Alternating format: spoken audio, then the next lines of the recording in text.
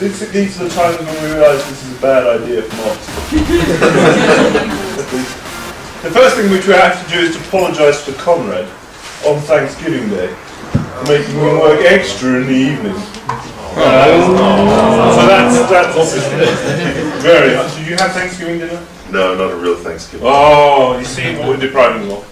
I feel even more sorry for Jeremy. Are you here? Yeah, that's true. Sweet. The best comments. Yeah, I'm not actually getting part of this. Jeremy, of course, was born and raised in the States, so he will have celebrated Thanksgiving eating lots of turkeys, and then spent the past few years in Turkey, where it must be a day of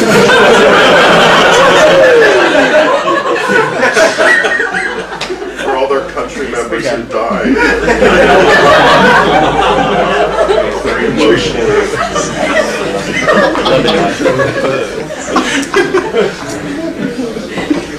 So we have a motion before us. Well, we haven't got a precise motion, but we're going to be discussing where is the better theology to be found. In Chronicles of Narnia, or in The Lord of the Rings. And nominally at least, Conrad is favouring Narnia, or at least knows a bit more about Narnia. And I am favouring Lord of the Rings. And there will be a vote at the end. And the fact that Conrad missed his Thanksgiving dinner should not affect the way you vote in any way at all. How many? Let's do a quick hand count. How many of you have read the entire Chronicles of Narnia? What are we talking into? Let's scare ourselves. How many of you have read the complete Lord of the Rings? This is depressing. Sorry. Okay. We could do how many of you have watched the Lord of the Rings films, but that would depress us even more. But that didn't inspire you to then go on. We have got a live Twitter feed this evening.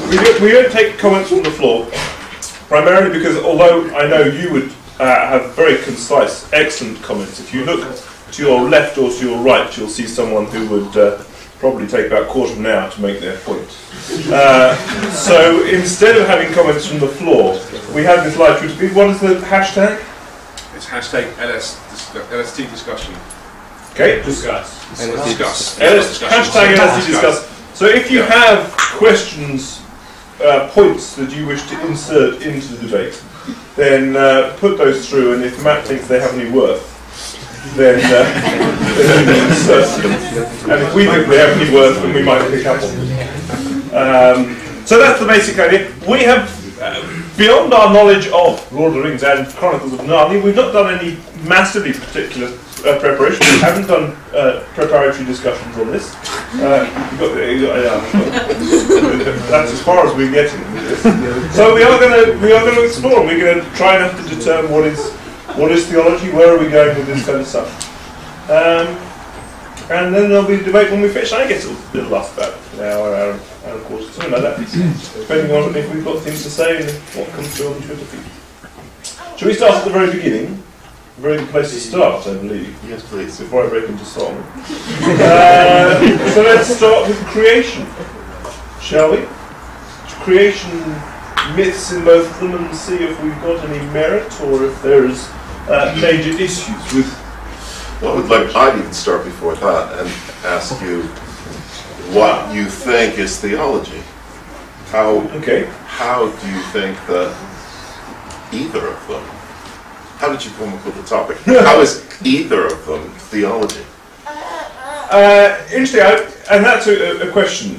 I think they are different in terms of how they approach theology to a certain extent, or at least I would say that the intention certainly of Tolkien is not to write theology. It's Tolkien's stated intent that he's trying to write a mythology, a new mythology which hasn't really been written since the time of Beowulf in his concepts. And as I said to somebody earlier, therefore for Tolkien in many ways the Silmarillion, the book of the mythology of Middle-earth, is more important than the Lord of the Rings, which is a story which comes out. And so before I answer your question, I would ask you, to what extent do you think Lewis is trying to include theological themes in Narnia? I think Lewis is an apologist rather than a theologian. But unlike Tolkien, I think he is trying to communicate Christian stuff. He's asking himself, what would Christianity look like in an alternate universe?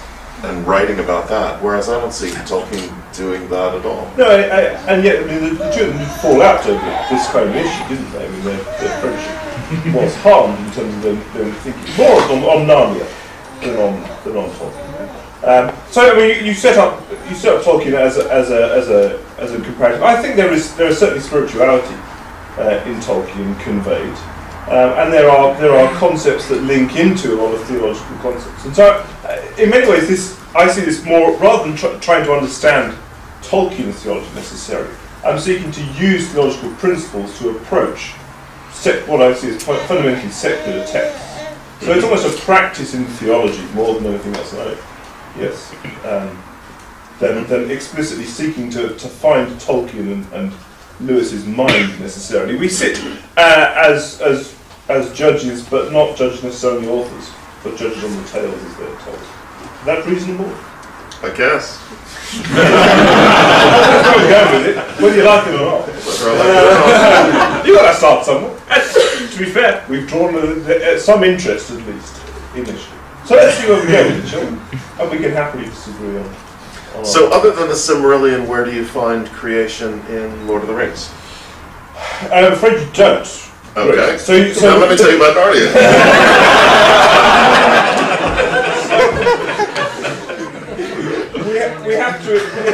So in this one, for this topic, we do have to go slightly outside the corpus. Yeah. It is an interesting creation motif, though, that is present. We have the one, the transcendent being, Eru, who is outside of creation. Who creates all things and then creates the Valar, who are, I see the Valar kind of as archangel type creatures, and they're then involved in impacting Middle-earth. So I think there is that idea, but Eru basically remains distant from Middle-earth, with just the one exception that we may look at later on. But it's the main reason I bring up creation is because of Lewis's creation of Narnia, which is a fascinating theological construct on so many different levels. Mm-hmm. Well, what I like best about Tolkien's creation, if we're going to include the Silmarillion, is that he does a very good job of incorporating the fall and the corruptness that runs through everything. Okay, let's go as far as fall. I think that's because we need to do that when we go to Narnia anyway. And so we have actually a very close parallel with the biblical fall in Tolkien's Middle-earth, because we have the fall of one of the Valar, Knell, I've forgotten his name now, off the top of my head. Melchior. Thank you. Who is... He's one of the kings, isn't he? No. Frankincense or something. Yes.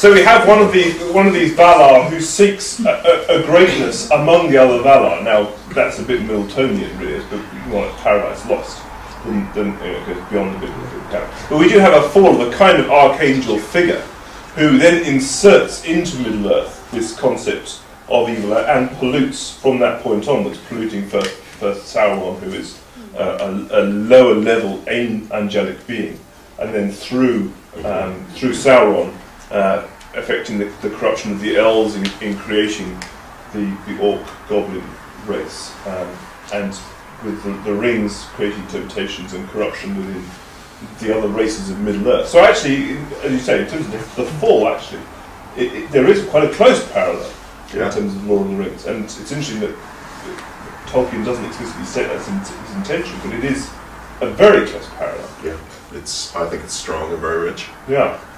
Now, Narnia, on the other hand, has a very weird beginning, we have to say. Yeah. In some quarters, it's thought that you should read The Magician's Nephew first, even though it was written much later. I'm afraid I'm not one of those folks, so if you are, apologies. I think that the creation of Narnia, The Magician's Nephew, is the is the title of the book. I think that was really sort of an afterthought on Lewis's part, but it's a fun one. He's playing with alternative universes and alternative worlds, so there is a wood between the worlds. And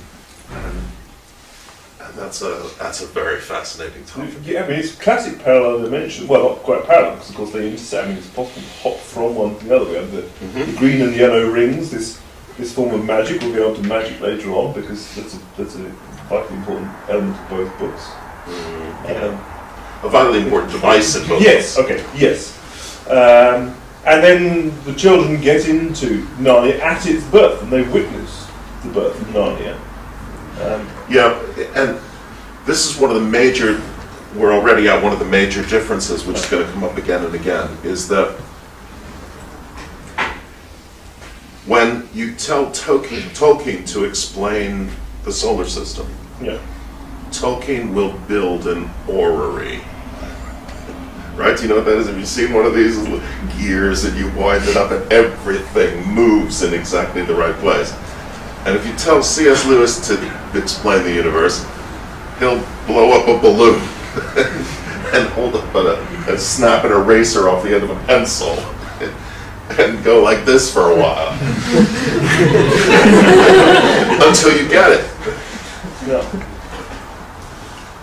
Tolkien is much more interested in the construction and the intricate detail, and Lewis just wants to make a point and move on.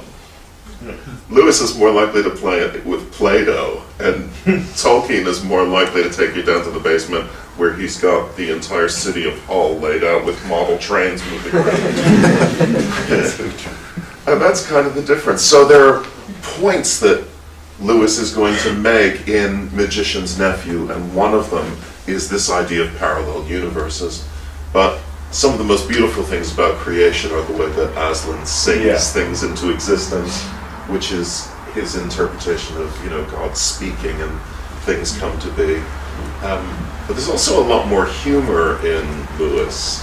So the things that literally stick out tend to be the funny things like Uncle Tiggery planted in the ground upside down and all the animals making fun of him. So it's not as serious a construction. It's not making perhaps as rich the points as the Silmarillion is.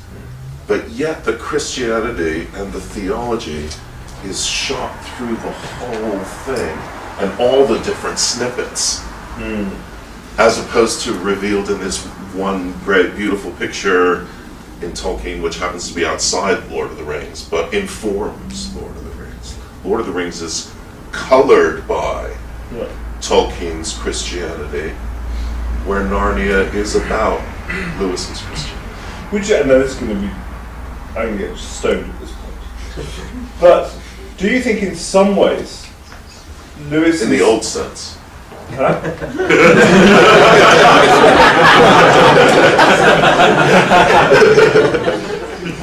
Be a pretty interesting discussion.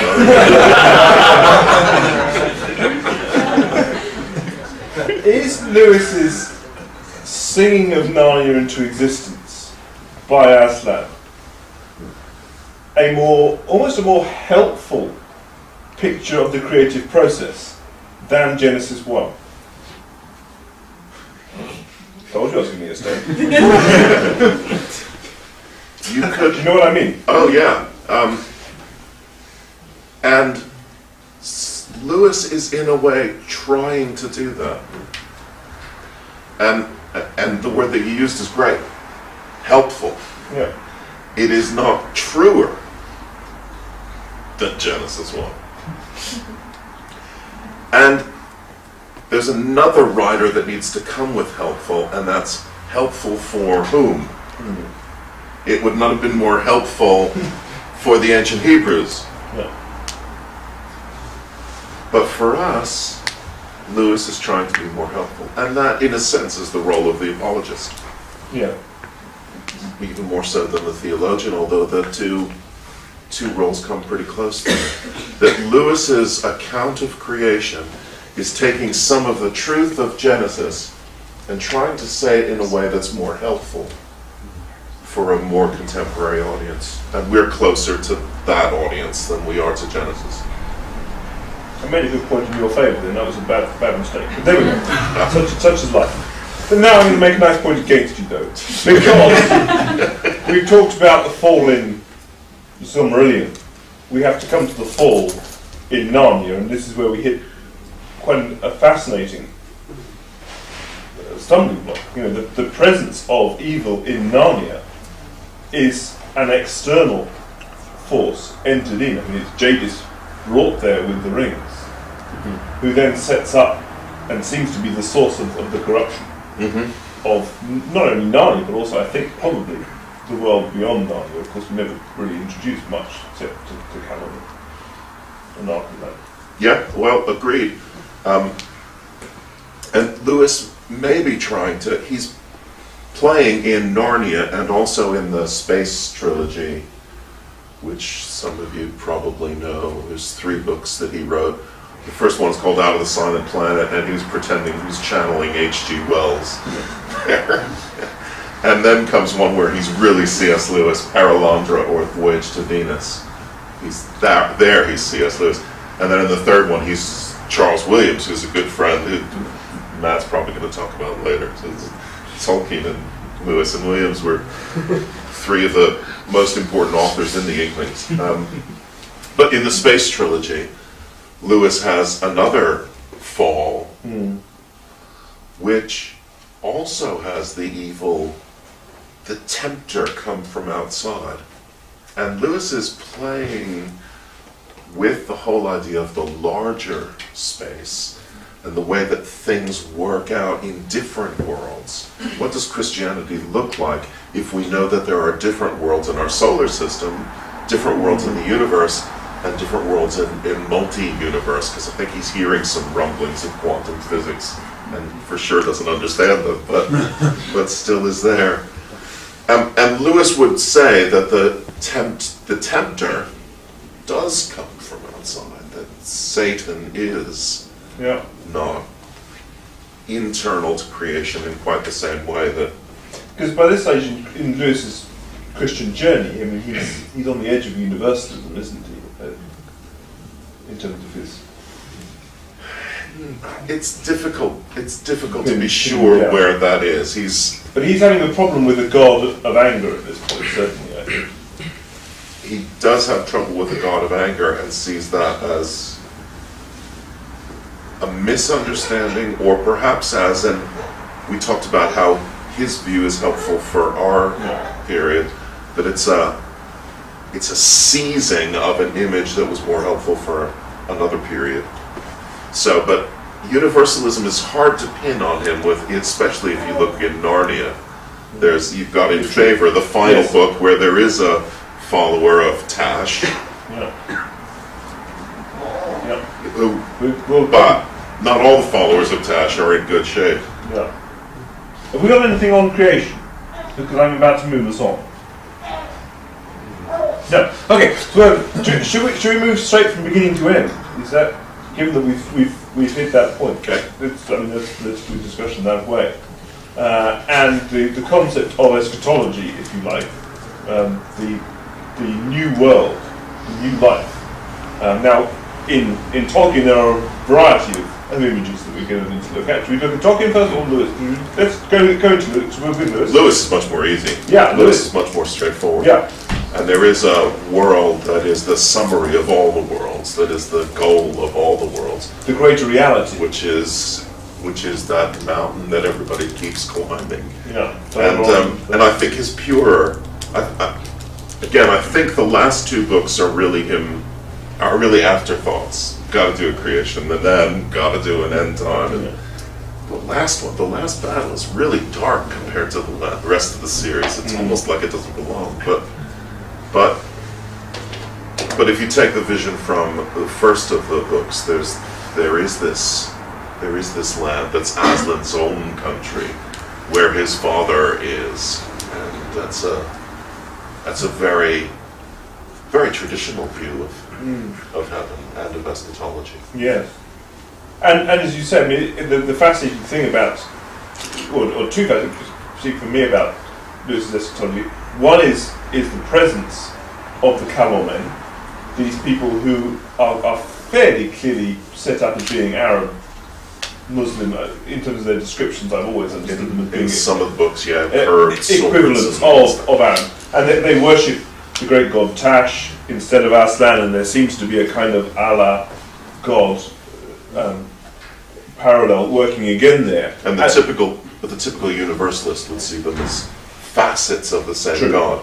And Lewis does a very clever thing, where the person who's worshipping Tash, but really envisions a God of love as well as discipline, Lewis says isn't really worshipping Tash at all. That worship is misguided and Tash doesn't recognize it, and it circles back to Aslan.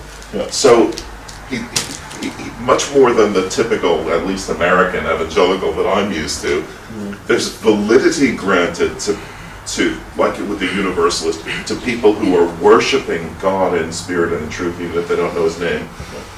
But not everybody who worships is worshipping the appropriate. There are Calamines who like the God of wrath and anger and swords, and they're going the wrong direction. And actually, even when the Calamine get into the new creation, at least initially, they're not able to see things.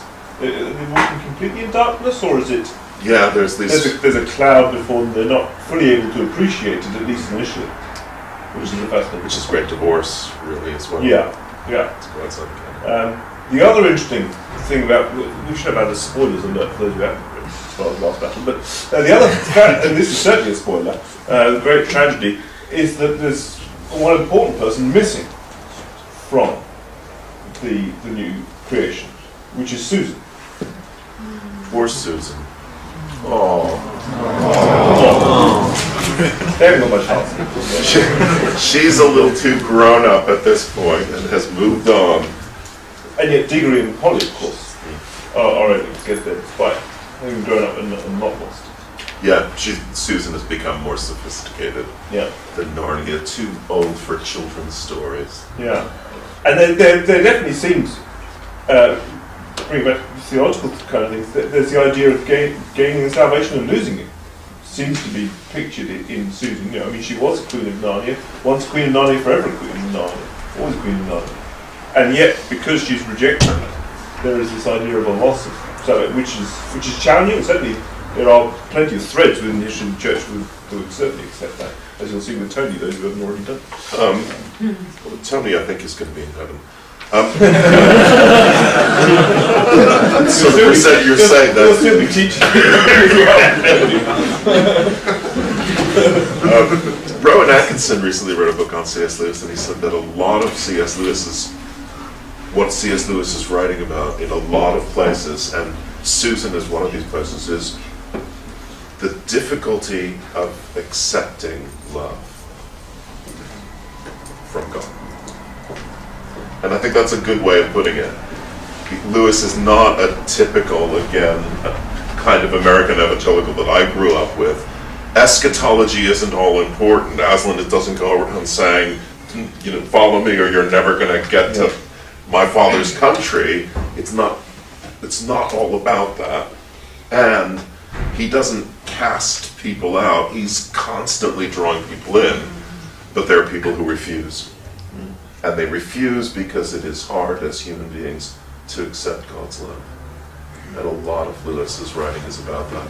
Probably the best one about that is a book called The Great Divorce, which if you haven't read, you really should. You'll love it. It's very short, but it's great. In talking, because there are the many people groups, it gets much more convoluted, the whole, and each people group has, in some ways, its own eschatology. I think the logical place to start is with the elves. And there's the fascinating, almost dual attitude of the elves to their immortality. Those who live in elven home are at peace and having this wonderful. There's no sense of a resentment of their immortality. They simply love it. Those who come into Middle-earth and dwell in Middle-earth for a time and experience the mortality of men and dwarves, and they don't really know about hobbits, but these mortal peoples, and the fallenness of Middle-earth have a different perspective on immortality, because of course when men appear, And the elves talk about the death of men. They talk about the gift of men. That's the term that they use to describe the death of mankind. That they don't have to live forever in this fallen creation. And it's the men, as the men gain in power and wealth and forms of life, and the men then twist this term and say it's not the gift of men, it's the doom of men. I think there's a fascinating question about how we view death in this life. Do we view it more as a gift or as a doom? And I think the important thing is that if you hold to the elven home as a continued land of blessedness, that is a good thing. I think we can say, challenge the church to say, to what extent does the church teach that death is a gift, or to what extent does the church teach it's a doom of very dark stuff? So, in Lord of the Rings, is there any eschatology for men, or there is there death and that's that? No, there is. I mean, and it's clear that they go to the halls of their fathers. So I mean, when Theoden dies, he will go and live in the halls. And certainly it's made clear in terms of men and dwarves that they go to join their forefathers in some great. I think at this point the picture of the new creation becomes fairly classic Nordic. Quaffing of beer and that kind of stuff, which dwarves generally tend to like, and men don't. So I mean, the picture of the new creation, what there is much less developed than what you can see at the end of it. And are the elves forever with the elves, and the dwarves forever in the halls of the dwarves? That seems to be, except so there's no coming together. No, except for, of course, those few who live in Elvenhome. We do have a few. Who don't go to so Frodo ends up and Bilbo and Gimli, of course, goes eventually in the appendices with Legolas across the seas and is the sole dwarf in Elvenhome, and presumably he's quite lonely for all the time. And there is the opportunity for Sam to go. We don't know if Sam ultimately goes, but because Sam was a ring bearer for a while, he was given permission to go. So basically he got on the ships with Theoden and Celeborn and the others who were left behind. Do you think this separating of cognizant beings is good theology or bad theology?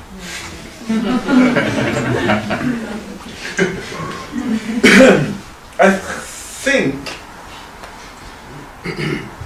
it's probably closer to the concept of it's as close as Tolkien gets to the kind of parallel dimensionality, but overall, I think it's neutral at best, if not bad theology. It's difficult to tell because we have no real world equivalent. Exactly, and it's that's not why like Frenchmen go to one heaven and they don't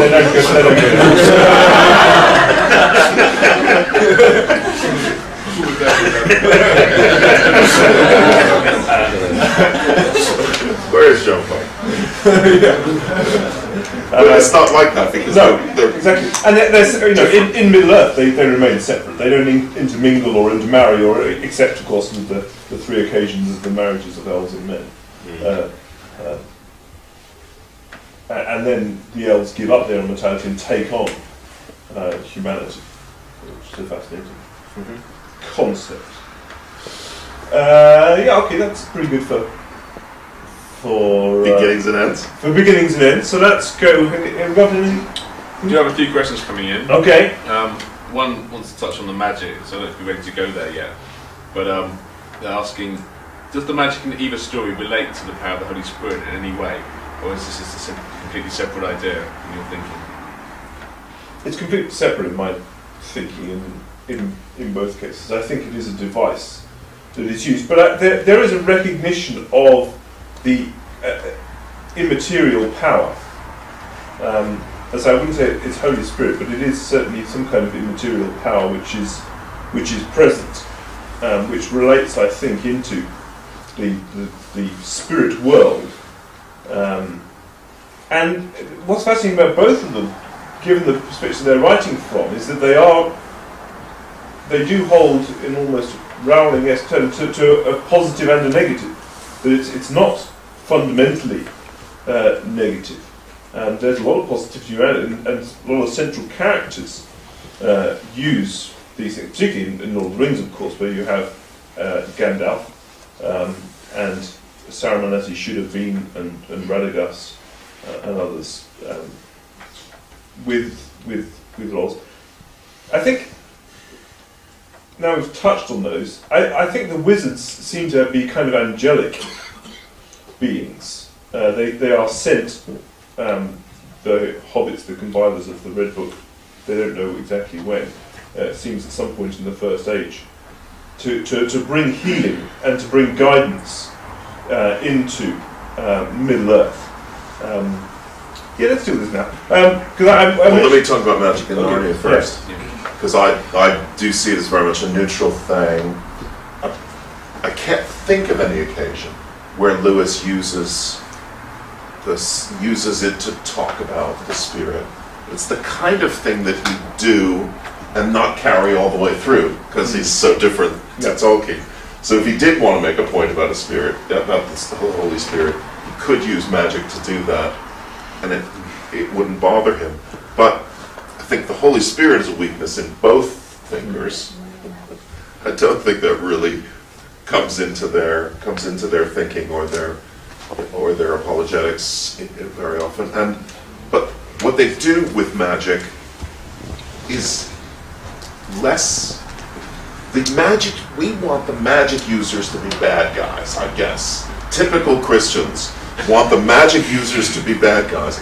And both Tolkien and Lewis resist that fairly normal Western approach and go with a very much more typical, wider cultural approach, which is that magic is just another form of science. And for both, the reason that Tolkien sometimes gets mistaken for an eco-freak, for both Tolkien and Lewis, the people who want to use nature for their own purposes, whether they're using technology or whether they're using magic, the people who want to harness and make use of something are the people that are more likely to be evil.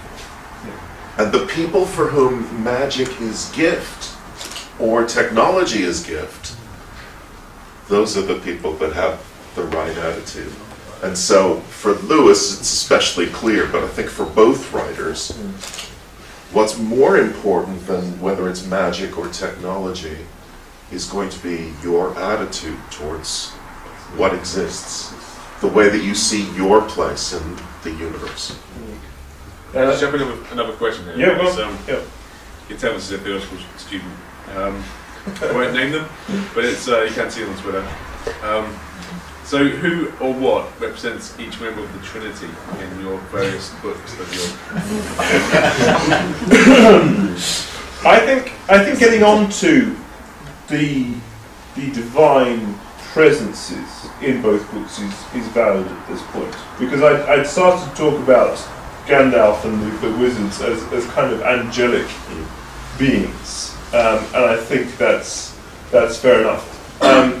The only time that the father, the creator figure, Eru, appears in, it's actually in the Silmarillion, of course, because it's in the First Age, is against Morgoth, when Morgoth is in power and has seemingly subsumed Middle-earth, and there is no way to resist him. At that point, Eru, at the request of the Valar, these archangels who are unable to defeat a similar archangel, call on Eru to unmake that which he has made. And so Morgoth is removed by the father figure in a very direct act. Sauron, of course, is not removed in the same way. In terms of the Jesus figure in Lord of the Rings, I think it's very difficult to talk about it. I was thinking about this because I knew this question was going to come up. The closest I'm going to get to it is basically, I think, Frodo is as close as you get. But not from a kind of Anselmian concept of one who sacrifices himself, but much more in a kind of Abelardian life of obedience to the end. Now, of course, Frodo has the problem at the crack of doom, so I'm not saying that it's exactly the same. But if you're looking for a Christ figure, I think the only person you can really look to is Frodo, primarily because if you're looking at a Christ figure, you have to be looking at the actual source of evil, which in Lord of the Rings is the ring, and therefore, because Frodo is that which is attached to the ring, I'm not happy to go with Gollum. I think it was so. He was despised. So that's as close. That's as no beauty about him. Yeah, but I think you can make Abelardian parallels between a Christ-like obedience and particularly with this sense, the teleological sense for both of them, that ultimately Christ sets his face towards Jerusalem, towards death, and Frodo at various points has to set himself against giving up the ring, to set himself to go despite anything to the cracks of doom. Now, of course, because Frodo doesn't have the divine element, he's not able to resist the power. But I think there are actually quite interesting parallels that can be drawn there. Oh, I think there's more than interesting parallels. I think, again, it's a very rich telling of Christian truth, not because there's somebody that you can identify as Christ, but because the principle behind Jesus' sacrifice is woven in various ways, in various characters. Frodo is probably the closest, and his ordinariness that makes him extraordinary. But you really see the Christian part of Lord of the Rings when you pick up, when you're done reading Lord of the Rings and you look for something else to read. That's when you see how Christian Lord of the Rings is. You pick up Sword of Shannara, right? Anybody read this thing? It's a very, very different book. There's an ancient metal object that has all the power, and the bad guys are looking for it, flying around on things that screech in the night. And the metal thing is found by this little unlikely creature. It's just the same all over except for one thing. And that is that the good guys have to figure out how to use the object of power to slice up the bad guys. And you realize that throughout Tolkien is the idea that the way to defeat evil is sacrifice. Over and over again. I wondered if you would go for Gandalf as the Christ figure because of the self-sacrifice and the resurrection. Yes. But he's not a Christ figure. No. But yet, Christian, because Tolkien is so Christian, when he thinks of goodness, when he thinks of how to defeat evil, it comes out in a very Christian way. So it is a deeply Christian story, but it's someone else's Christian story, as opposed to Narnia, which is much closer to our Christian story, or at least to Lewis's. The other thing, just before we move on to Narnia, is again you see it at the end, when the captains of the West meet in Gondor and decide what to do to help Frodo to fulfill his task. And they say, well, we cannot defeat Sauron, and yet we will march on Sauron with what strength we can have, knowing that we will be killed, so that his eye will be deflected, so that Frodo gets. So again, sacrifice coming through. This lack of concern for self. And this is very unhelpful for the 21st century Christian.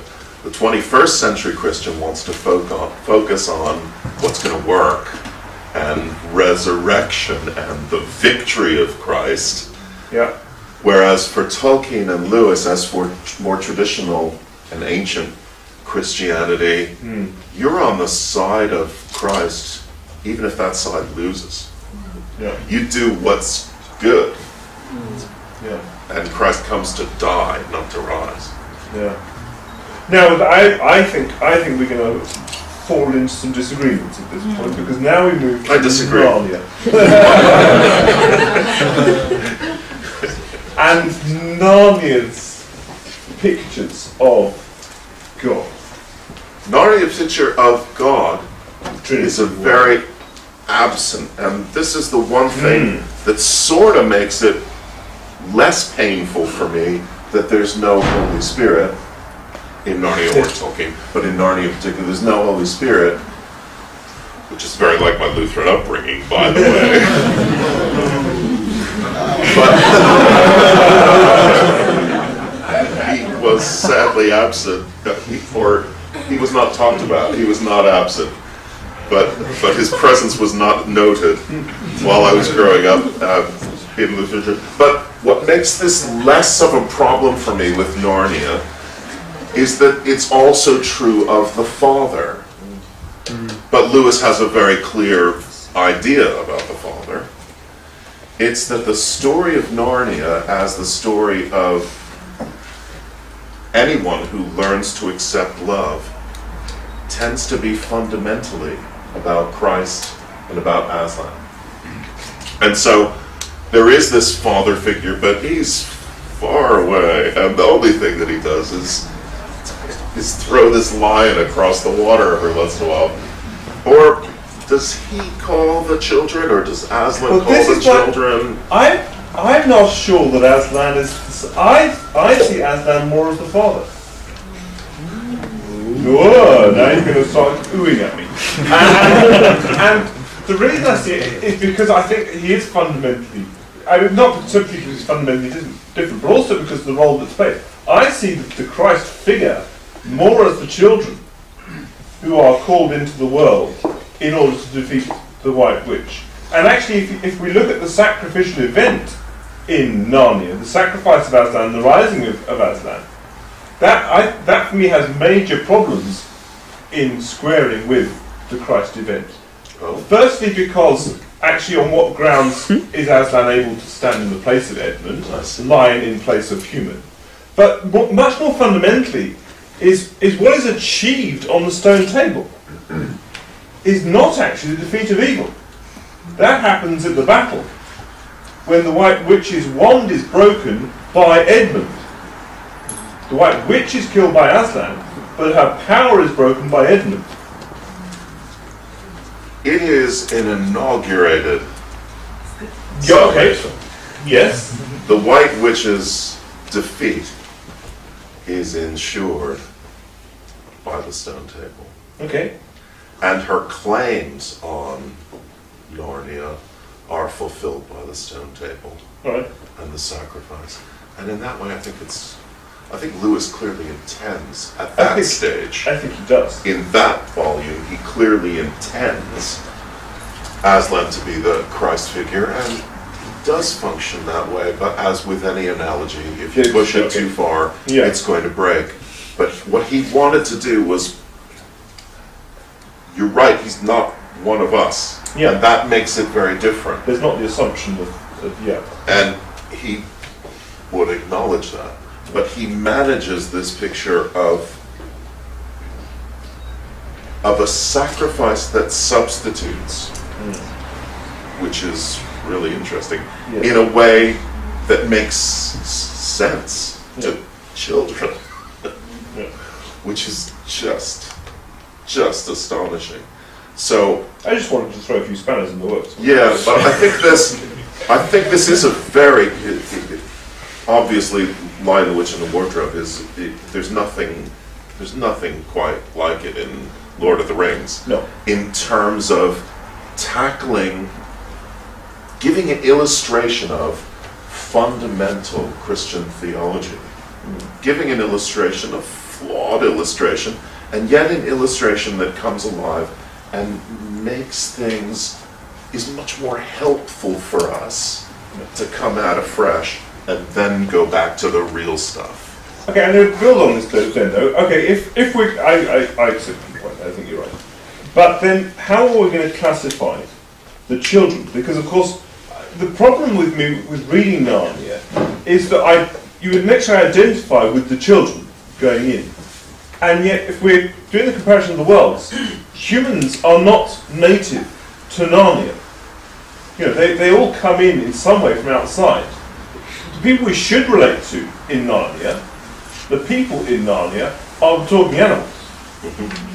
And so, what role are the children therefore angelic figures primarily? Is that how we should be viewing them? No. You are meant to view the children as most of you probably do view the children. And they're us, flabbergasted and astonished at the variety of worlds that can exist and at the way that God works in these worlds. So they're not subjects of Narnia, they're objects in Narnia. They have a position of subjecthood towards Narnia. They are us. And the fact that they're in Narnia, it almost doesn't matter that they're in Narnia, because what we get out of it, one of the reasons that most of us like Narnia so much as children, is that we have a feeling that we can accomplish something. That God has put us where He's put us to do something. And to be valued by folks. And Lewis does a great job of this. So it's more theological about us than it's theological about Narnia. So it's almost more a cultural shift than a parallel dimension shift at that point. I'm not following. Well, it's almost like they're going into a new culture in which they're engaging, rather than going as far as Narnia is concerned, maybe they are angelic figures. Right. But that's not why they're built into the story, the way that the wizards are built into the story. Yeah, okay. The children are built into the story so that we'll have somebody to relate to, rather than trying to think, now, am I more like a centaur or a fawn? Which, would be an Well, I mean, because I think that is the next logical step, is to look at the anthropology of the two books. And so you're saying that the anthropology of Narnia is the anthropology of the children rather than the anthropology of the animals. What kind of anthropological lessons are you looking at? Well, what Lewis is saying about the nature, the role, the purpose of humans, which is kind of what you've just talked about. The animals are the anthropoids of Narnia. And we're supposed to think we're not going to go to Narnia, so we're not going to help a lot of beavers, pack up their sewing machines. But in our world, the equivalent of the people that were around are the animals. So it is an anthropology of animals. It's just more fun and more believable for a child to read that they're going to help the beavers and the beavers are going to help them than, if the Pevensies went back to Churchill's cabinet and said, okay, Winston, go there and we'll go there, and that's just not what he's doing. I suppose the fascinating thing about using the animal kingdom, of course, is it enables him to say, well, each person has their role to play. He excels at this, doesn't he? And you have your gifts and do what is yours to do. Yeah. And don't try and do anything else. And so particularly things like Prince Caspian, that kind of shines through as each...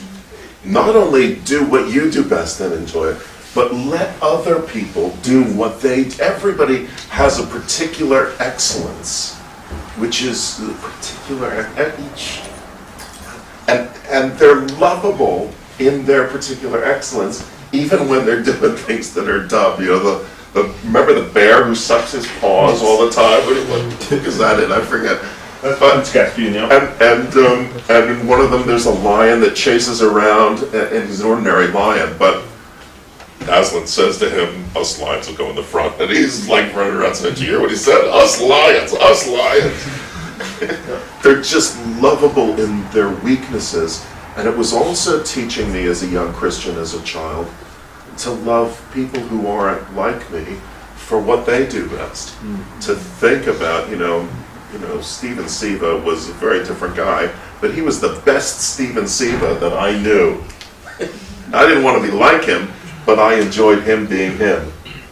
And I think he's great at doing that. And that's another very subtle way that Lewis's theology is deliberately stuck in there in a way that's also true about Tolkien. You know, even if you've just seen the film thing, when you know, at Minas Tirith, when the elves show up with their bows, man, that's a cool moment. That's Helm's Deep. Oh, Helm's Deep. When Minas Tirith was a disaster, wasn't it? But but when they show up with their bows, that's great. If they showed up with, you know, plates of cupcakes, we're not so happy, because what they're good at is that bow stuff. And they shouldn't have been at Helm's Deep. Yeah. And the back and forth between Gimli and Legolas all the time is just great at particular excellence, where they're on the same team even though they're doing something very different. Yeah. And I think with Tolkien, it's much more explicit in terms of looking at the four races. I think he does seek to make anthropological statements about the four races. I do like to see, some may disagree with me, but I always like to see the dwarves as kind of the bankers of the world. That, you know, they're incredibly hard-working, but that lure of gold is always present and always in danger of doing well by doing good, of corrupting them. I think that shines through. I think the elves are fascinating in terms of their isolation of themselves, their identification with nature, and yet this temptation to a kind of a pride, a kind of an arrogance. They're almost the academics of the world, and there are great dangers in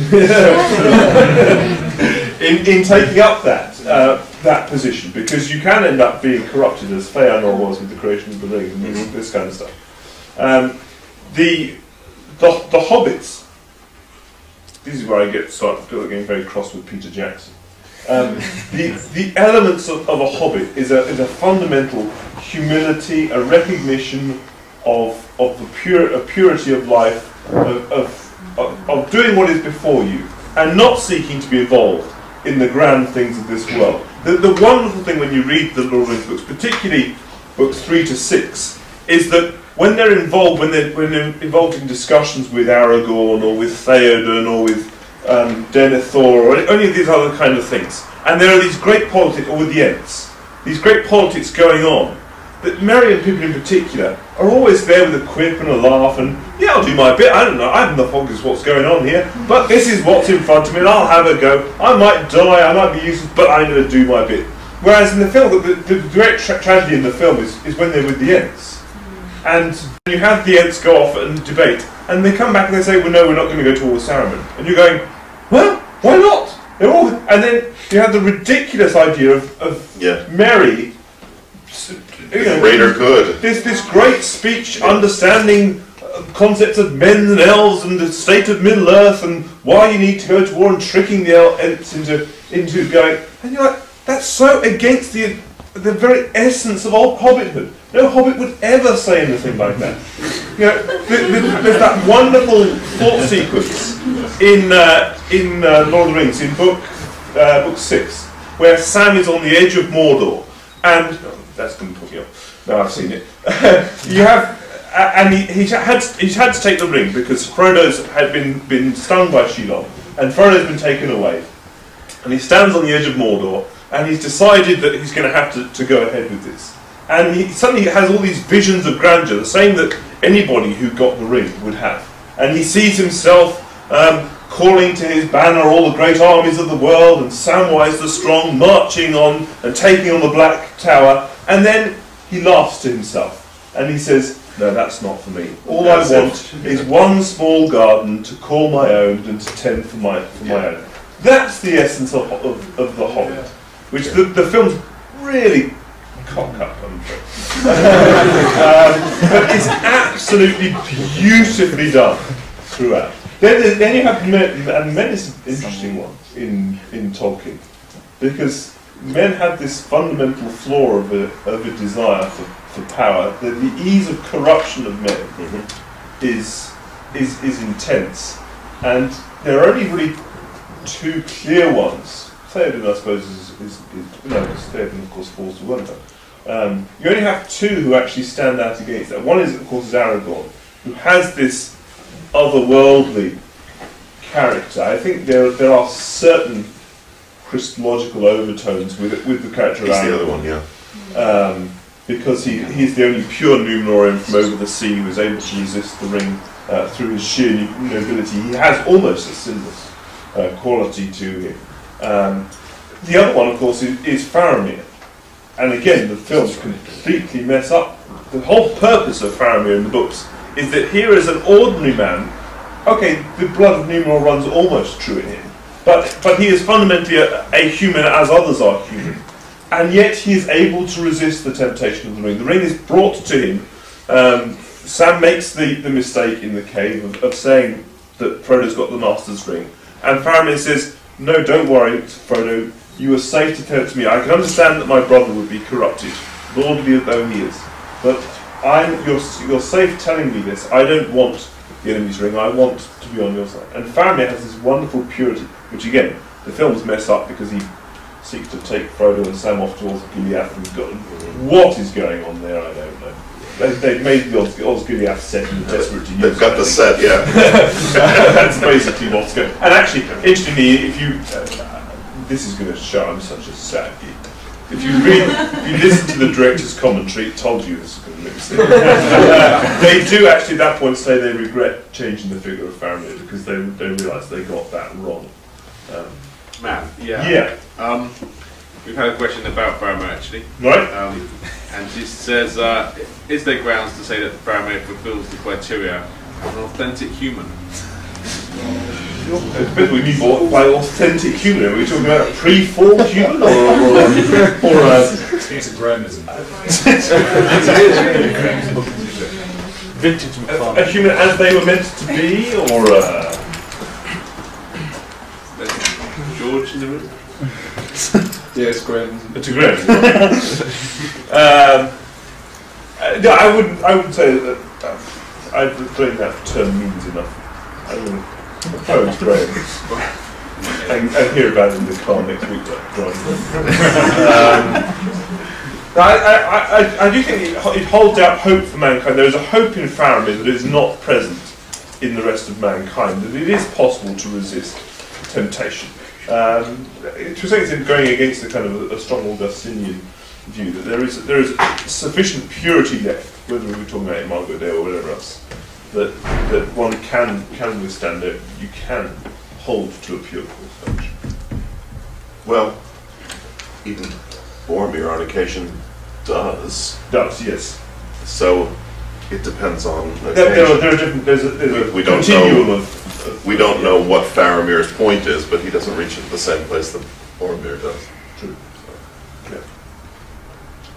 Other questions, or should we go on to the next topic? If I've got on to Well, I wanted to talk about a place where the Holy Spirit, Aslan. You talked about Aslan acting like the Father in some places.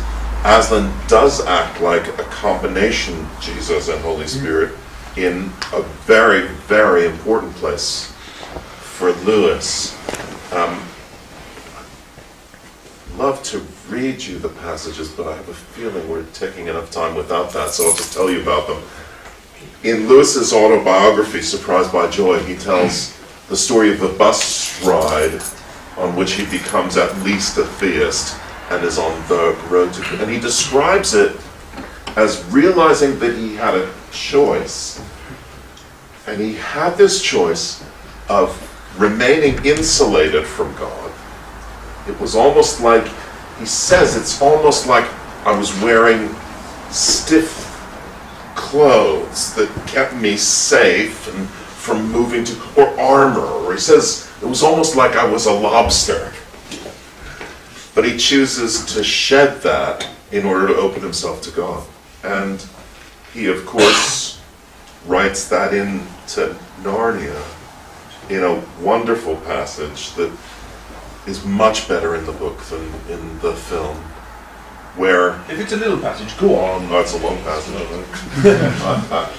Where you remember the dragon, and he used this as a scrub, who becomes a dragon, and he goes to an island, and he's really upset. He's also got this thing hurting his, after gold, and it's hurting his arm, and there's a pool, and he has this feeling that if he washes in the pool, he'll be okay again. It'll feel better. But Aslan's there, and Aslan says, first you must undress. And as a dragon, he's not wearing any clothes, but then he realizes that the scales and his hard skin, those are like clothes. And then he realizes that lizards, like snakes or lizards, can shed some insects, can shed their skins. So he's able to molt, and he sheds his skin as a dragon, but he's still a dragon. And he sheds his skin again but he's still a dragon. And Aslan says, it's no use you doing it. I have to undress you.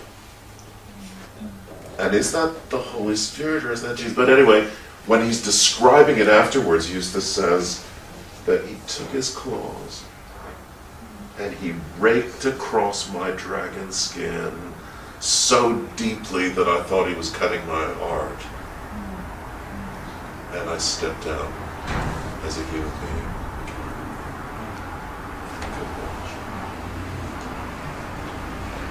See, how do I have a chance of going What Lewis is doing, again, if you're not here. what Lewis is doing is not maybe theology, right? You're not gonna get a good mark in a Graham thing, you know. If you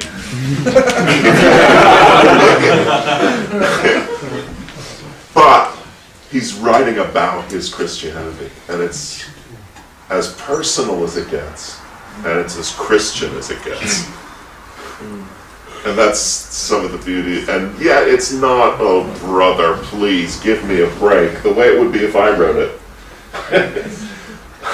That's the amazing thing about Narnia. Yeah. The only thing I can think of to mention, unless there's more, we have a question about metaphors of salvation. I think we've kind of talked about that quite a lot, sacrifice and obedience and other things, and this isn't particularly appears. But I thought about the concept of evil and the devil figures in the two. I mean, Lord of the Rings is fairly stark in creating Sauron and these orcs which are doing his bidding. I think there's a lot of very close imagery going across. Now in Narnia, I have some issues about some of the later books, particularly the Silver Chair is a fascinating book, because firstly, you know, who is this woman?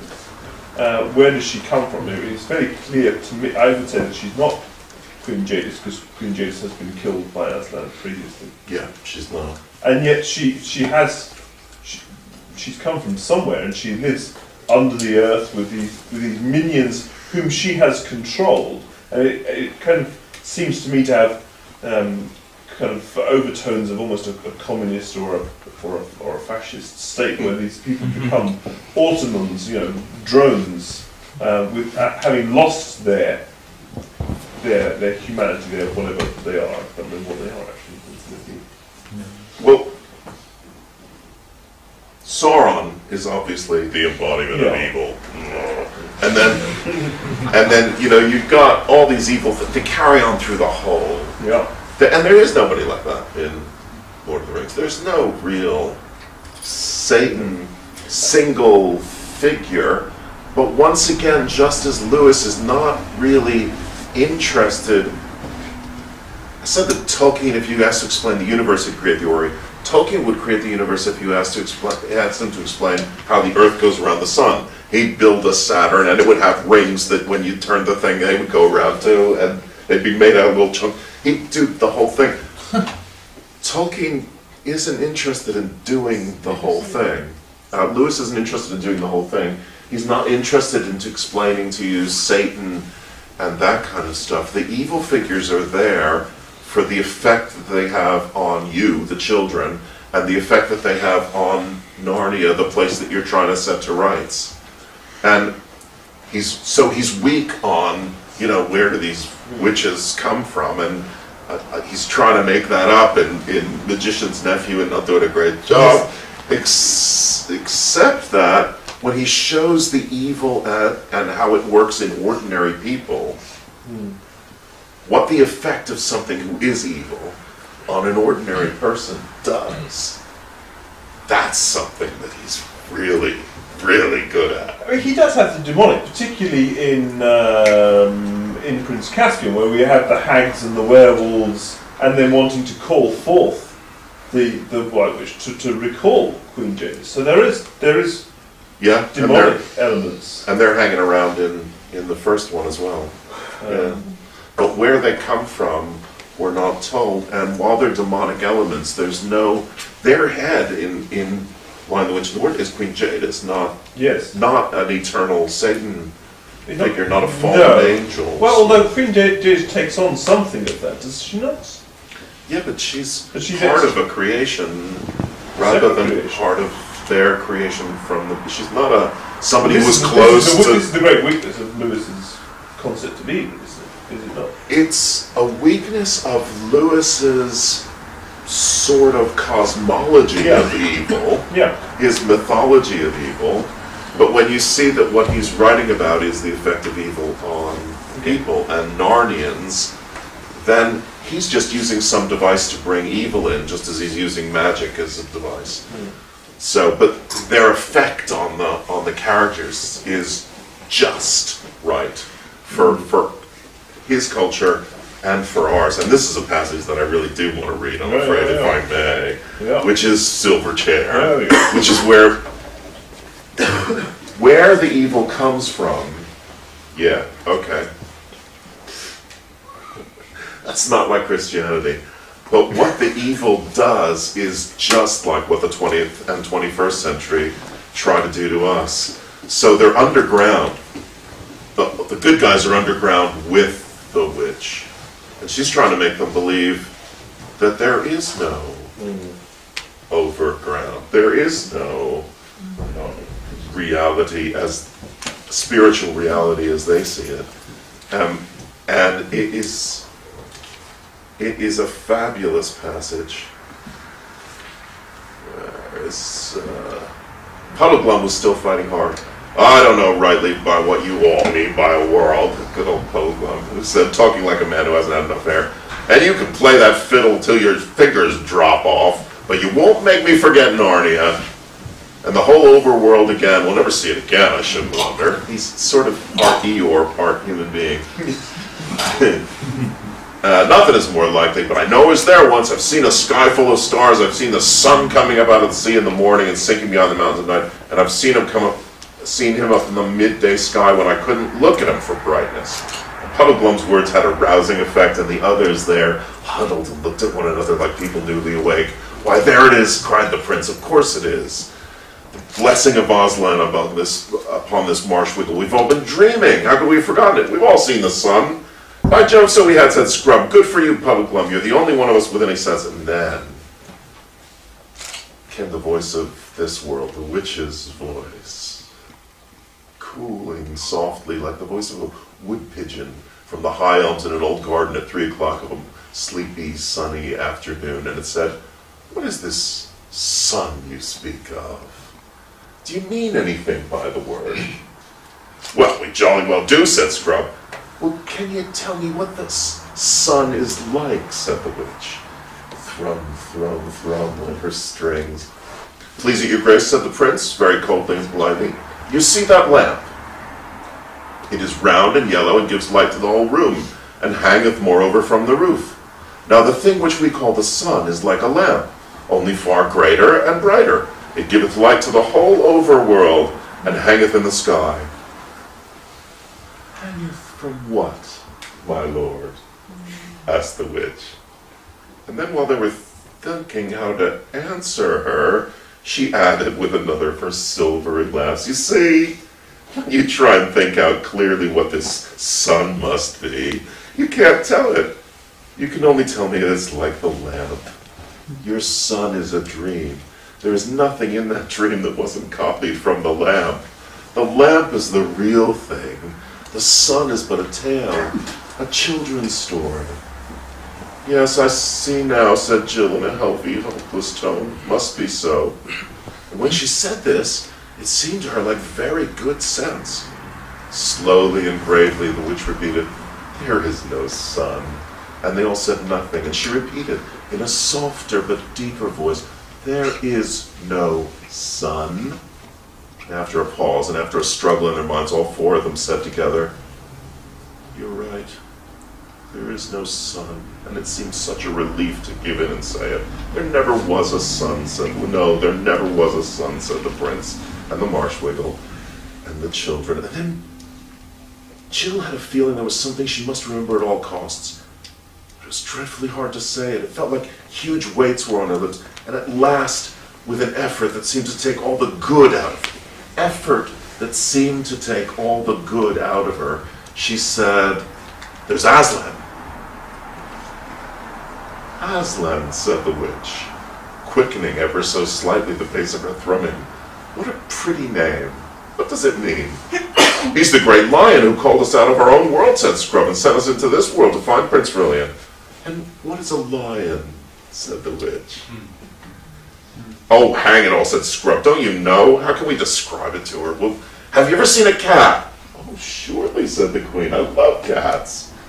Well, a lion is a little bit, only a little bit, mind you, like a huge cat, and with a mane, and at least it's not like a horse's mane, you know, it's more like a judge's wig, and it's yellow, and it's terrifically strong, and the witch shook her head. I see, she said, that we will do no better with your lion, as you call it, than we did with your son. You've seen lamps, and so you imagined a bigger and better lamp, and called it the sun. And you've seen cats, and now you want a bigger and better cat, and call it a lion. Well, it's pretty make-believe, though, to say the truth, it would suit you all better if you were younger. And look how you can put nothing into your make-believe without copying it for the real world, this world of mine, which is the only world. But you two children are too old for such play. Then I'll cut, because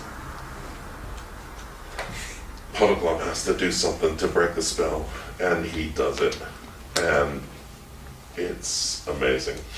It's your favourite book, isn't it? But this is my favourite book, and what he does is just beyond belief.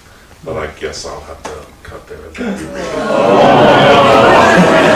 Well, you've had your bedtime story. Important. The services we provide. Do we have more questions? Yeah, there's several people favouriting a question about Tom Bombadil's role in Lord of the Rings, because he seems to have godlike powers but limited areas he can exercise them in.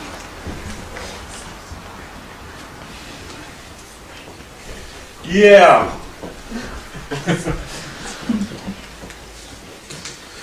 He's a difficult one, isn't he? He's yeah. He's the set that Tolkien made that he had to have in there somewhere. Why did Tolkien have to have him there? I don't know. It was completely otherworldly. The ring can go on him and he's not affected by it. He basically lives in a separate dimension. I mean, There's a guy like that in Horse and His Boy, isn't there? True, yeah. A guy just like that, probably homage to Tom Bombadil. Yeah. But Tolkien's written a whole poem about Bombadil separately. Yeah. And just sort of shoved him in there for the heck of it, it looks like to me. Yeah.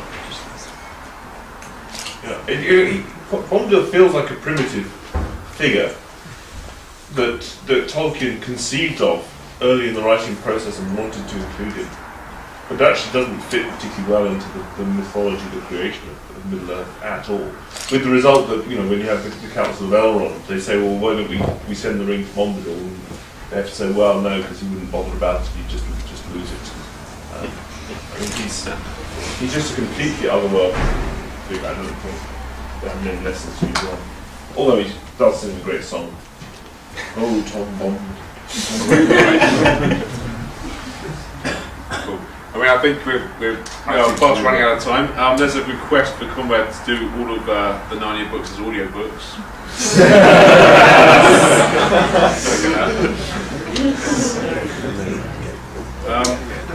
We're right done? Okay, in that case, I think we're going to have to take a vote. And we'll see. This is going to be interesting. I have no idea where this is going to go, quite frankly. So let's start with Narnia, and hands up who thinks that Narnia has the better theology as a result of what you've heard this evening. Hands up for Narnia. Hands up for Lord of the Rings. That's a clear win for Narnia. Congratulations.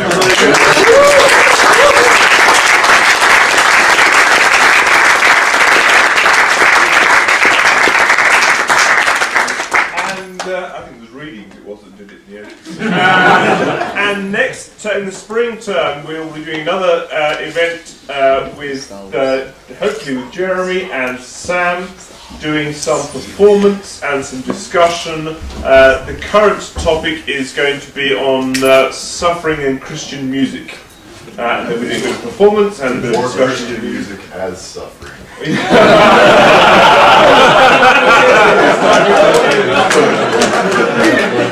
Have a good evening. See you next week.